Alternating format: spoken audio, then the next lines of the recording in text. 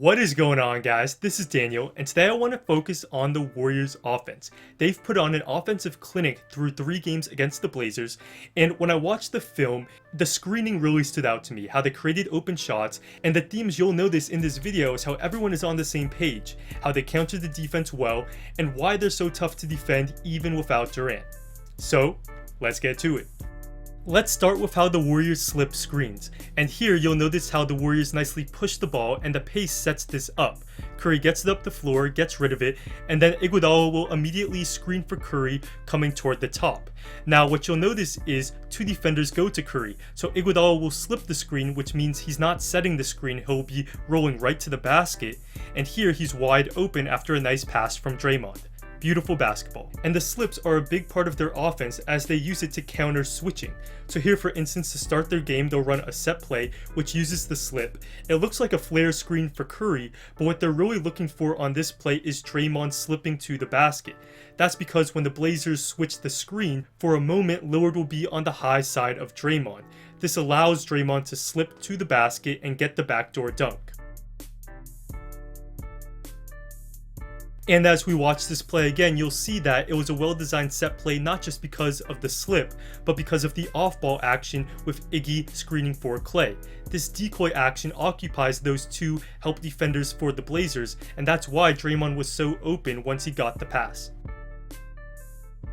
But of course, what makes the Warriors special is that they can get into an action like that even without a set play. Here, for instance, they simply bring it up and they get into a very similar flare slip type of action here with McKinney slipping to the basket. And here, while they don't score, it's a kick ball. Just the fact that they got into that was impressive.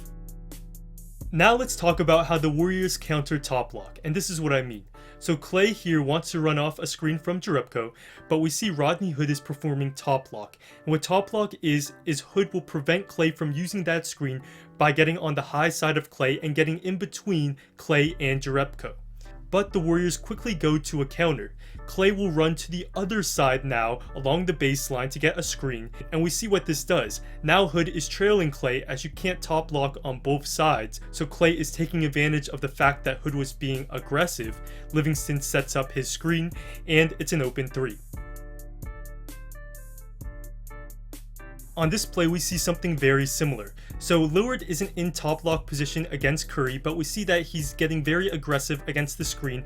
All his momentum is going toward the screen, so Curry makes the decision to run along the baseline like we saw Klay do.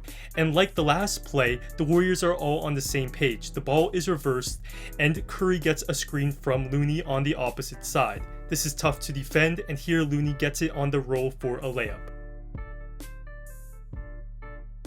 Now let's talk about how they'll reverse the ball to get it to a shooter. And when they do this, it looks absolutely gorgeous. So Iguodala here will reverse it to Draymond, and then immediately Curry will fly off a screen from Looney on the opposite side, and here it gets Curry an okay look at 3. With the ball moving side to side, a pin down can be very tough to defend, and again, I just love how it looks aesthetically with the ball zipping across the court, and here Klay gets an open 3.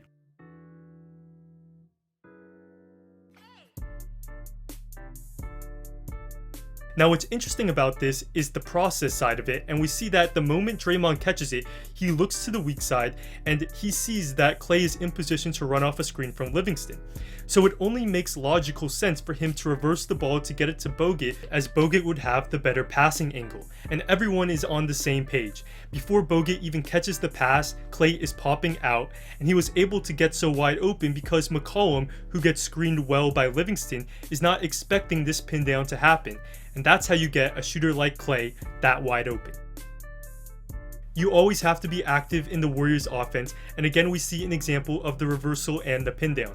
So the reversal goes to Green, and immediately once Looney sees that, he sets a screen for Klay, and here Klay gets an open 3.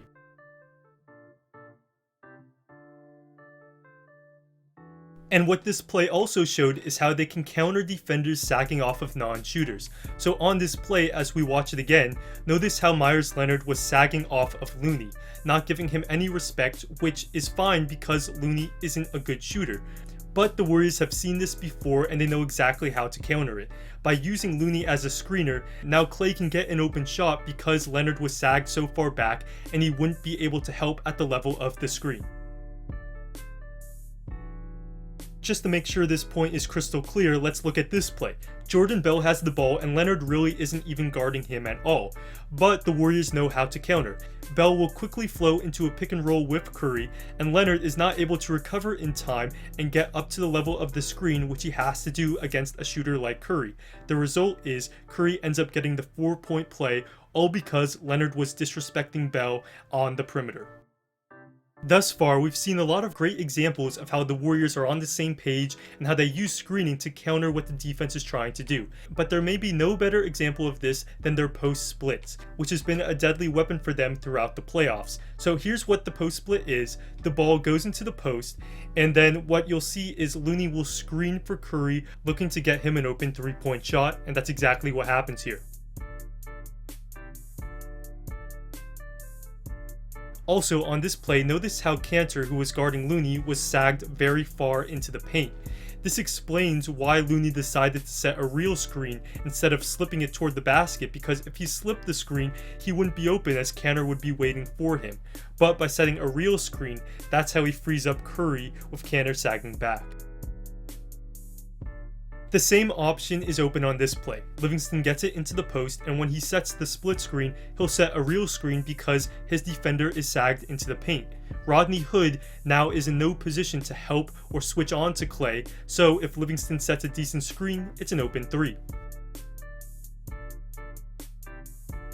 Now obviously the last two plays were not well defended by the Blazers, but on this play with the slowed pace, we see what they're trying to do. So when the ball goes into the post, McCollum will top lock Klay by getting in between him and Looney, preventing him from using the screen. Kerr is still sagged back, but now it makes sense for him to be sagged back as he can take away the backdoor cut by Klay. So far so good. Then we see Lillard get in position to top lock Curry on the next split screen, and when Curry catches it on the cut, Kerr is waiting there to defend him. So this is quite good defense, and they eventually force a low percentage shot.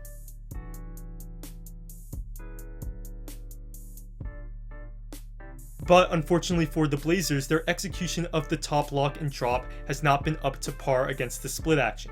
Here for example, the Warriors go to the split and Seth Curry is getting in position to top lock, but here Kerr is the problem as he's up against Looney, which is not where he's supposed to be, and this allows Steph Curry to backdoor cut for a layup. So in theory, while the coverage is sound, executing it in real life is obviously much tougher. Here, for instance, they have everything set up nicely. Collins is sagged back, and Steph Curry is in position to top lock his brother, but he just doesn't do a good enough job, as Steph is still able to use the screen, Steph gets stuck on the screen, and Steph Curry hits an open 3. Now finally we get to an example where in the post split the slip is the right move, so the ball goes into the post and we see that both Blazers defenders are up, none are sagged back, and we even see that Evan Turner points and calls out for the switch. So once Livingston sees that, he'll slip to the basket, as slipping is a great way to take advantage of the switch. So Livingston doesn't set a real screen and he's able to cut right in front of Turner before Turner executes the clean switch, and because of this Turner fouls Livingston. Well, there you have it guys, and as we look at this graphic again, you can see how a lot of these themes were prominent throughout the video. Everyone was on the same page. They countered different defenses well, and they are so tough to defend even without Durant, as their motion can give teams trouble, and they of course still have Klay, Draymond, and Curry. Also, I recently made a new bonus breakdown video for members of smarterbasketballplayer.com, and if you're not a member, to increase your basketball IQ as a player or coach, go to smarterbasketballplayer.com to learn about my new online program. Link in the description. Thanks for watching, and I'll see you next time.